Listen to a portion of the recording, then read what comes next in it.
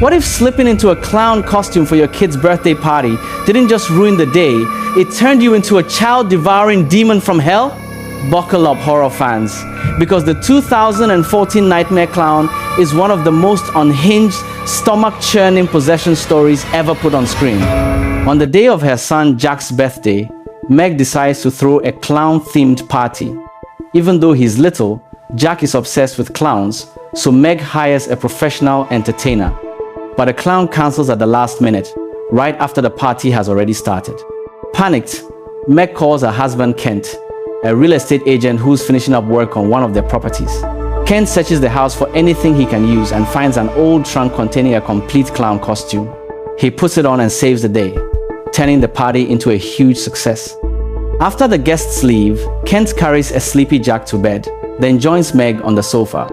Excited, Meg tells him she has a big surprise and asks him to take off the costume. But Ken falls asleep before she returns. The next morning, Meg wakes him in a rush. They're late getting Jack to school, and Kent has a meeting. With no time to change, he has to wear the costume. At school drop-off, he tries to wash the makeup off in the bathroom, but no matter how hard he scrubs, it won't come off. The wig, red nose, and suit are all stuck fast. Ken drops Jack off and heads to one of his properties where workers are removing old carpet. Dressed as a clown, no one recognizes him at first. Once inside, he tries again to remove the costume in the bathroom. Nothing works. Desperate, he grabs a utility blade and tries to cut the suit off only to slice open his own wrist. He bandages the wound, then grabs a mini chainsaw and presses it against his chest, determined to saw the costume away. The blade breaks.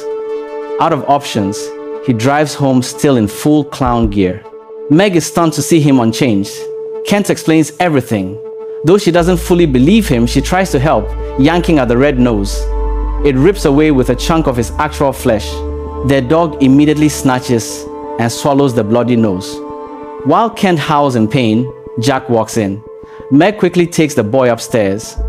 At the hospital, doctors bandage Kent's nose and wrists. Back home, Kent is suddenly overcome by an unnatural hunger. He devours cake and snacks, but his stomach keeps rumbling. The next morning, Meg finds the kitchen trashed and a note from Kent saying he's going to figure out what's happening. He returns to the house where he found the costume and calls his office to check property records.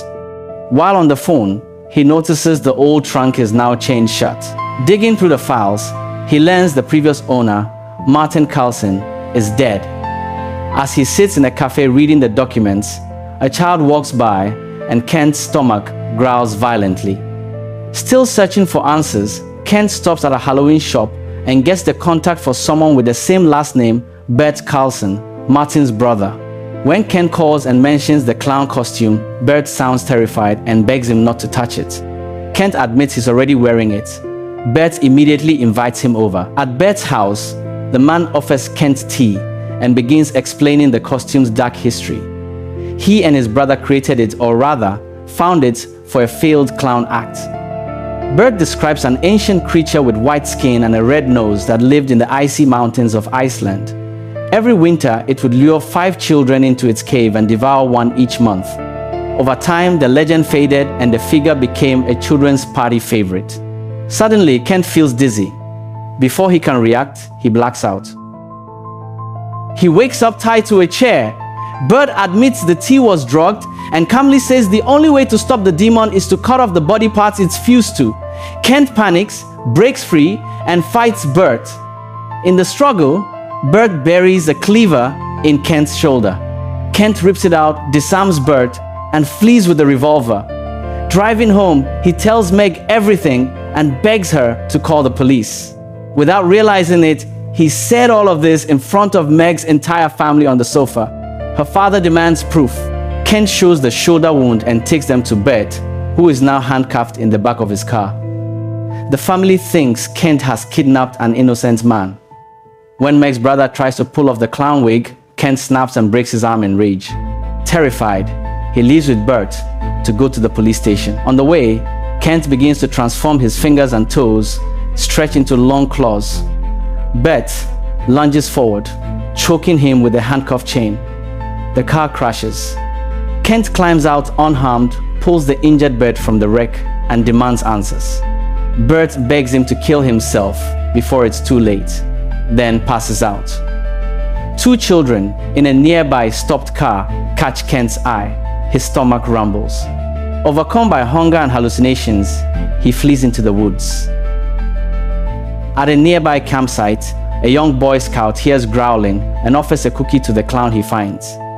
Kent grabs the boy's arm and bites off his fingers in one savage bite. The next morning, Meg visits Jack's school and begs the principal not to let Kent pick him up. Meanwhile, Kent hides in one of his empty houses. A curious boy wanders in and starts talking to him. Kent's stomach roars. He begs the child to stay away and locks himself inside. At home, Meg struggles with their dog, which has gone feral after eating the clown nose. Kent calls her, apologizes, says goodbye, and shoots himself in the head. He wakes up moments later completely fine. Frustrated, he buys industrial saws and tools. Meg begins searching every property they own. Kent rigs a gruesome trap, two saws facing each other on a chair so he can fall headfirst into the blades. At the last second, he loses his balance and only knocks the saws over. The same boy from earlier steps inside to check on him and is killed by a flying broken blade. Kent's hunger takes over. He eats the child. When Meg arrives and tries to open the door, Kent begs her not to. She swears she believes him and just wants to take him home. When he stays silent, she reveals the surprise she never got to tell him on Jack's birthday. She's pregnant. Kent opens the door, steps out, and asks her to chain him in the basement. "Don't let me out," he warns, "no matter what." While Kent is chained, Meg reads Bert's notebook and learns more about the Carlson brothers. She visits Bert in the hospital. Unable to speak, he writes that Kent is the only one who can help him and warns her not to trust the clown. Meg shows him an old photo of Bert in the costume. Bert panics and the nurse throws her out. She returns to the original house, finds hidden camera footage of someone thrashing in the same chair in handcuffs, and takes the camera home. Meanwhile, Jack is bullied at school by a boy named Colton. In a rage, Jack bites Colton's hand and runs home early. He hears his father's voice calling from the basement and goes down. Kent, now fully possessed, listens as Jack tells him about the bully. At the same time, Meg watches the camera footage and realizes Jack has left school. She races home. Colton, playing video games, hears an intruder. He grabs an nunchaku and confronts the clown. When his friends on the call confirm Colton was planning to torment Jack again, the possessed Kent attacks, brutally devouring the bully and throwing his heart at the TV. Meg packs to flee with Jack when their dog, now possessed, attacks her. Bert appears and kills the dog. He then explains the full truth. He found the costume in a shipment from Iceland. He wore it to entertain sick children at the hospital where his brother Martin worked. The transformation began. Martin made a deal with the demon, 5 sick children, one for each month of the Icelandic winter in exchange for Bert's freedom. Martin protected the costume ever since. Bert shows Meg the Boy Scout's fingers he cut off to stop Kent earlier and asks where her husband is. Jack reveals Kent went after Colton. Meg drops Jack at her father's house and races to Colton's with Bert. They find the boy's half-eaten body. Meg remembers a Chuck E. Cheese nearby and heads there. She leaves Bert in the car and goes inside. A boy searching the play tunnels for his little brother finds blood and handprints, then stumbles on Kent devouring another child. The older brother distracts the clown so the younger one can escape, only to be eaten himself. Blood pours down the slide, causing a panic. Bert pulls Meg into the kitchen and shows her more blood. They follow it to Kent. When Bert tries to axe the clown, Kent overpowers him. Meg begs the demon to stop. It pauses and says only one child remains. Unless she gives it one, Jack will be next. Police arrive. Meg slips out, leaving Bert to be arrested as a suspect. She calls her father to run with Jack, then spots a lost child and ends the call. A girl knocks on her car window asking for a ride. Meg takes her, planning to sacrifice the girl, but has a change of heart when they arrive. A policeman appears and talks to the girl. Realizing the demon has gone after Jack instead, Meg speeds home. She finds her father and starts explaining only for the clown to rip the old man's jaw off. Meg grabs a sledgehammer, Jack comes downstairs. She signals him to hide. The demon appears. Meg smashes it in the face, but it disarms her and pins her against the car, trying to rip the unborn baby from her belly. She screams for Jack to run. The clown searches for him, breaks up the only exit, and breaks the stairs to reach the boy from above.